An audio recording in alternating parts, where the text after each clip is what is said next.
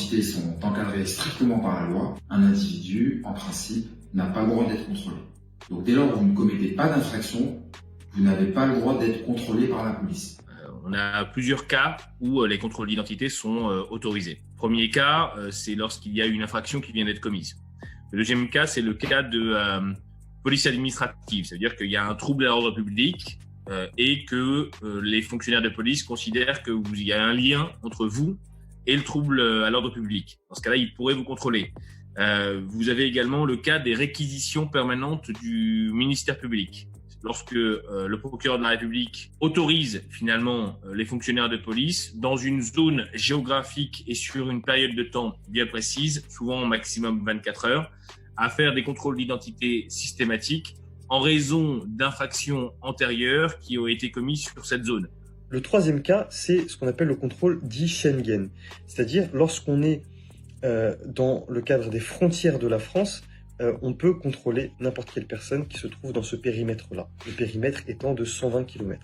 Si vous êtes posé en bas de chez vous avec des amis en train de discuter, la police n'a pas le droit de vous demander votre identité. Là, dans votre cas que vous m'indiquez, il n'y a pas d'infraction particulière. Et si vous êtes contrôlé, eh bien, vous pouvez demander l'annulation du contrôle d'identité, surtout si ça donne lieu à une procédure pénale par la suite. Si les contrôles sont réalisés sans fondement, sans motif, c'est ce qu'on appelle des contrôles aux faciès, et la loi punit les contrôles aux faciès ou les contrôles qui sont dits discriminatoires. Il ne faut pas hésiter dans ce cas-là à déposer plainte auprès du procureur de la République ou auprès de l'inspection générale de la police nationale pour faire part de ces mauvais comportements. Malheureusement, la loi n'oblige pas les policiers à effectuer un seul contrôle d'identité par individu. Vous pouvez demander aux policiers très simplement dans quel cadre on se trouve. Est-ce qu'on est dans un cadre qui est légal et quelle est la raison de ce contrôle. Mais tâchez de le faire avec délicatesse pour ne pas que les policiers prennent cela comme de la rébellion ou comme un refus d'obtempérer et à ce moment-là vous reprochent véritablement une infraction alors qu'à ce moment-là vous n'avez peut-être pas et sûrement pas commis la moindre infraction.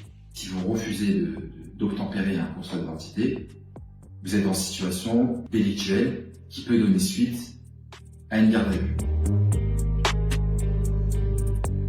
En cas de contrôle qui serait légal, c'est-à-dire autorisé, ils ont le droit éventuellement de faire une fouille de sécurité. La palpation de sécurité est en principe interdite. Cependant, si un policier considère que votre attitude peut être dangereuse ou que vous êtes porteur d'un objet dangereux pour vous-même ou pour autrui, il peut procéder à une palpation. Ça veut dire que ils font simplement une apposition de leurs mains pour vérifier que vos poches ne contiennent pas d'objets dangereux, de type armes. C'est tout ce qu'ils ont le droit de faire. Je rappelle cependant que beaucoup de policiers abusent de ces palpations pour toucher les parties génitales des individus qui font l'objet de ce contrôle. C'est une pratique courante dans la police. Ils n'ont pas le droit d'aller fouiller dans vos poches. Ils n'ont pas le droit de vous demander de vider vos poches comme ils le font fréquemment. Sinon, ça commence à devenir une perquisition et auquel cas, ça pourra également être annulé. Cependant, il existe deux exceptions. Si le policier agit sous réquisition du procureur de la République, là, il a le droit de le faire. Il va devoir quand même justifier de cette réquisition écrite et cette réquisition, elle est limitée dans le temps et dans l'espace. Et la seconde exception, c'est lors d'une perquisition. Si un policier vient vous perquisitionner à votre domicile, là, il a le droit de fouiller tous les objets. Ensuite, dans le cadre des contrôles de la douane, notamment aux frontières, il est possible effectivement de procéder à des fouilles, notamment pour vérifier s'il n'y a pas de drogue, d'armes, etc., qui sont portées par les personnes traversant les frontières d'un côté ou d'un autre. Ils n'ont certainement pas le droit de le confisquer, sauf si une infraction est commise et qu'ils découvrent une infraction au cours du contrôle d'identité. Sinon, non, ils n'ont pas le droit de le confisquer et encore moins de regarder dedans. Sauf s'ils vous interpellent et entendent vous placer en garde à vue.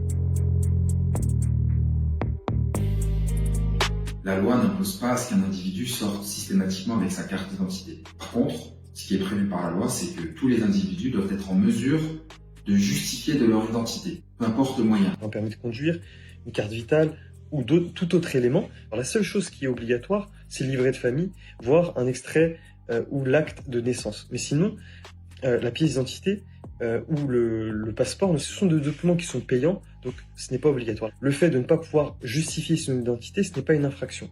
Ça ne vaut pas d'être placé en garde à vue. On peut être placé en garde à vue uniquement si on est soupçonné d'avoir commis ou tenté de commettre une infraction punie de plus d'1 an d'emprisonnement, ce qui n'est pas le cas pour les papiers d'identité. Si les policiers vous contrôlent et que vous n'êtes pas en capacité de justifier de votre identité, ils pourront procéder à ce qu'on appelle une retenue administrative qui ne doit pas dépasser les 4 heures au commissariat. Ce qu'il faut savoir, c'est que depuis 2014, les policiers doivent avoir sur leur uniforme ce qu'on appelle le RIO, ce qui est en réalité un numéro permettant d'identifier chaque policier, notamment de s'assurer qu'il n'y a pas de contrôle au faciès et que finalement ce n'est pas les mêmes policiers qui contrôlent les mêmes personnes sans aucune raison. Au-delà de décider ou pas de vous le communiquer, normalement, il doit apparaître ici. Malheureusement, et c'est fréquemment le cas, le numéro RIO n'apparaît pas sur les uniformes des fonctionnaires de police, ou bien ils les cachent sous leur gilet pare-balles. Même s'il agit en civil, le policier doit pouvoir être identifié dans le cadre de son contrôle. S'il ne l'est pas, il s'expose à des sanctions administratives. Vous avez le droit de le demander, bien évidemment.